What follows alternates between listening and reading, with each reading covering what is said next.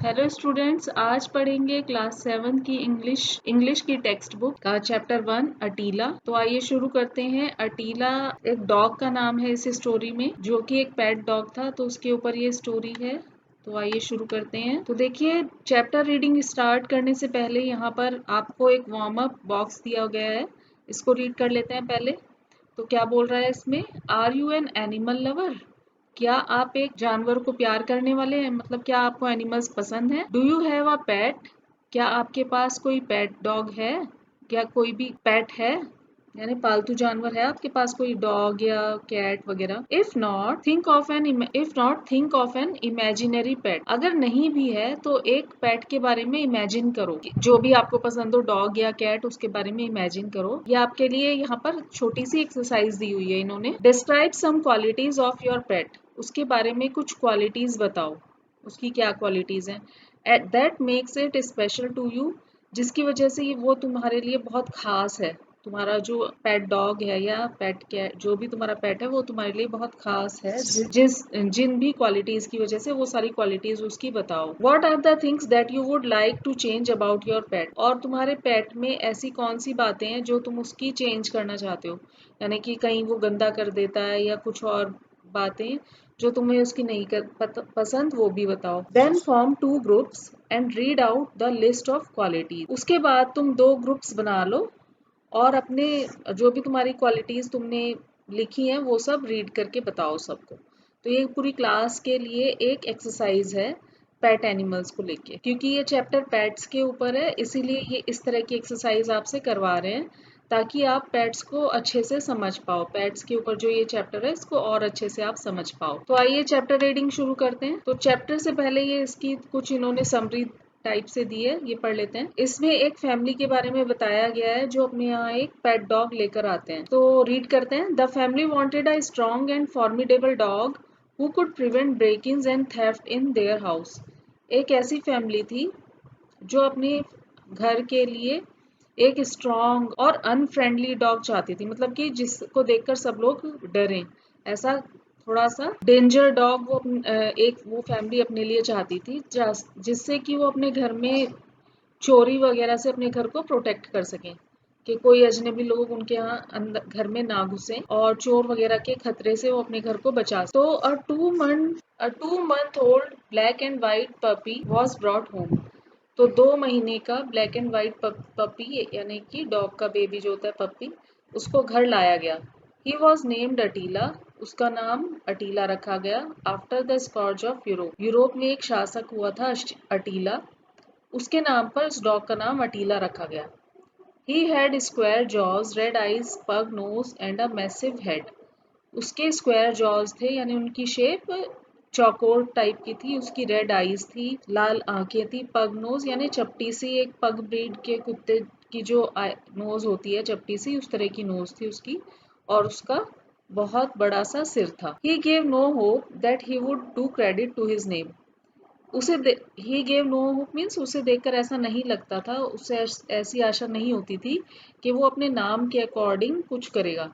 यानी जैसे उसका नाम तो बड़ा रौबदार रखा गया था, जो अटीला, जो यूरोप का शासक था, वो काफी ज्यादा मीन्स काफी ज्यादा युद्ध करने वाला शासक हुआ था। तो उस टाइप का कि वो अपने नाम के अकॉर्डिंग वो डॉग नहीं लगता था कि वो किसी के भी ऊपर अटैक कर दे। अटीला ने जैसे काफी युद्ध किए थे, काफी अटैक्स वगैरह किए थे रोमन्स पर, तो उस तरह का ये डॉग नहीं लगता था कि किसी के ऊपर अटैक करेगा। द पपी, अब यहाँ से स्टोरी शुरू होती है। यहाँ पे इसकी समरी टाइप से थी, अब स्टोरी शुरू करते हैं। The puppy, as I have already indicated, did not have a very prepossessing appearance. So क्या कह रहा है कि जैसे कि अब जो नरेटर है, जो स्टोरी सुना रहे हैं, वो कह रहे हैं कि जैसा कि मैंने पहले ही बताया है, आई हैव ऑलरेडी इंडिकेटेड, जैसे कि मैंने पहले ही इंडिकेट किया है, कि जो पपी था वो बहुत ज़्यादा अट्रैक्टिव नहीं था। प्रीपोजेसिंग मीन्स काफ़ी अट्रैक्टिव उसकी अपीयरेंस नहीं थी, देखने में बहुत अट्रैक्टिव नहीं लगता था। And was none too playful, और ना ही बहुत प्लेफुल था, यानी कि बहुत उछल कूद करने वाला भी नहीं था, थोड़ा सा सुस्त राम था। But this did not prevent his owners from sitting in a circle around him and admiring him. लेकिन इस बात से जो उस डॉग के ओनर्स थे, उनको फर्क नहीं पड़ता था, यानी कि इस बात ने ओनर्स को नहीं रोका उसके चारों तरफ बैठकर उसको एडमायर करने से, यानी उसको निहारने से उसके ओनर्स को नहीं रोका इस बात ने कि वो बहुत ज़्यादा अट्रैक्टिव नहीं होते हुए भी उसके जो ओनर्स थे वो उसको काफ़ी प्यार करते थे और उसके चारों तरफ बैठकर उसको निहारते रहते थे। There was a prolong debate as to what he should be named, और इस बारे में बहुत लंबी डिबेट हुई, बहुत लंबी बहस हुई कि उसका नाम क्या रखा जाना चाहिए। प्रोलॉन्ग मीन्स बहुत लंबी। The youngest suggested why not call him tiger, जो उनमें सबसे छोटा था उसने कहा कि क्यों ना हम इसको टाइगर बुलाएं। Every other street mongrel is named tiger came the reply. तो इस बात पे क्या जवाब आया, और लोगों का जो फैमिली के और लोग थे वो क्या बोले, उनमें से कोई बोला कि हर दूसरे स्ट्रीट के डॉग का नाम टाइगर ही तो होता है, यानी जो भी स्ट्रीट डॉग्स होते हैं, मॉन्ग्रल मीन्स डॉग्स, तो जो सड़क के जो भी कुत्ते होते हैं हर कुत्ते का नाम टाइगर ही होता है, कोई भी दूसरे कुत्ते का मतलब बहुत कॉमन नाम है टाइगर। क्यों ना इसका नाम सीजर रखा जाए, व्हाई नॉट सीजर।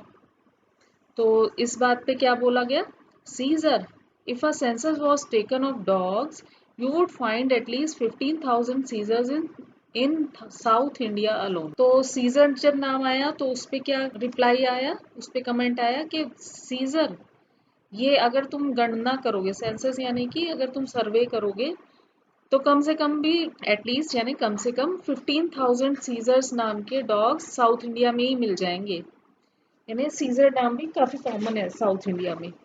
क्यों ना इसका नाम फायर रखें, व्हाई नॉट फायर। तो इट इज फैंटास्टिक, ये नाम कुछ पसंद आया लोगों को। फिर लेकिन एक और नाम आया, व्हाई नॉट थंडर, क्यों ना इसका नाम थंडर रखें। इट इज टू ऑब्वियस, तो इसका इस बारे में क्या जवाब आया कि ये भी बहुत कॉमन नाम है, आम सा नाम है, ऑब्वियस है।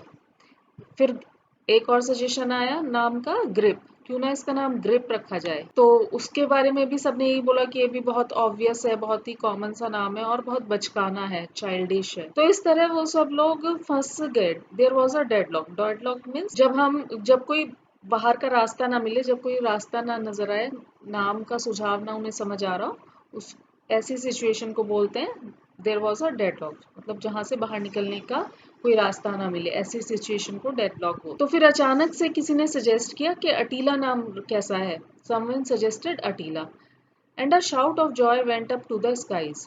और ये नाम सभी को पसंद आया, इतना ज्यादा पसंद आया कि सब लोग जोर से चिल्लाए, खुशी के मारे चिल्लाए और उनकी आवाज आकाश तक गई। No more satisfying name was thought of for man or animal, मतलब ये इतना ज्यादा पसंद आया उनको नाम कि इसके बारे में वो क्या बोल रहे हैं कि नाम इतना सेटिस्फाइंग था, इतना संतोषजनक था कि इससे ज्यादा सेटिस्फाइंग नाम कभी किसी इंसान या जानवर का नहीं रखा गया था। But as the time passed our Attila exhibited a love for humanity which was sometimes disconcerting. तो कह रहे हैं कि जैसे जैसे समय बीतता गया तो जो अटीला था वो बहुत ज्यादा ह्यूमैनिटी, यानी जो भी लोग आसपास आते थे उनके लिए वो बहुत ज्यादा प्यार शो करता था, एग्जिबिट करना यानी शो करता था, उनको बहुत प्यार देता था, जितने भी इंसानों से, जितने भी लोगों से वो मिलता था सबको बहुत प्यार देता था, जो कि उसके घर वालों को बहुत अटपटा लगता था। कभी डिसकंसर्टिंग मीन्स बहुत अजीब या अटपटा लगता था, क्योंकि वो तो चाहते थे कि लोग उनके डॉग को देखकर डरें, लेकिन उसको देख के कोई डरता नहीं था। तो क्योंकि वो तो चाहते थे कि सब लोग उसको देखकर डरें, बट वो उससे कोई डरता नहीं था क्योंकि वो सबसे बहुत प्यार करता था। The Scotch of Europe could he ever have been like this. तो वो लोग सोचते थे कि जो यूरोप का शासक अटीला था, क्या वो भी कभी ऐसा रहा होगा जैसा उनका डॉग है। They put it down to his age.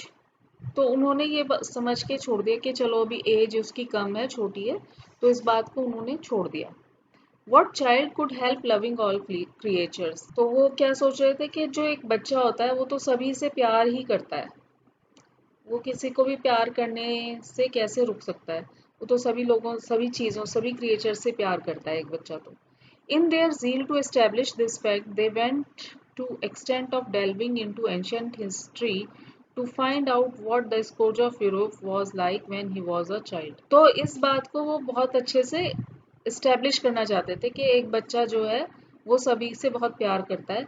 तो इस बात को जांचने के लिए, इसके उत्साह में वो उसकी हिस्ट्री में चले गए, यानी कि जो अटीला रियल में शासक हुआ था यूरोप का, उसकी हिस्ट्री में गए वो, डेल्विंग यानी उसकी तहकीकात की हिस्ट्री की कि वो बचपन में कैसा था। व्हेन स्कॉर्ज ऑफ यूरोप, जो यूरोप का शासक अटीला था, वो बचपन में कैसा हुआ करता था, उसकी जांच, उसकी हिस्ट्री को उन्होंने फाइंड आउट करने का ट्राई किया। It was rumoured that as a child, it was rumoured, ऐसी अफवाह थी कि जब वो एक बच्चा था, he clung to his friends and to his parents' friends so fast that often he had to be beaten and separated from them. तो वो क्या करता था, वो अपने फ्रेंड से और अपने पेरेंट्स के फ्रेंड से भी क्लंग यानी चिपक जाया करता था, उनको कस के पकड़ लेता था और इतना ज़्यादा कस के पकड़ता था कि उसको अक्सर पीट के अलग करना पड़ता था। बीटन यानी उसको पीटना पड़ता था उनसे अलग करने के लिए। मतलब इतना ज़्यादा प्यार शो करता था लोगों से वो कि उनको अच्छे से चिपक जाया करता था। काफ़ी ज़्यादा फास्ट पकड़ लेता था उनको, काफ़ी ताकत से उनको पकड़ लेता था।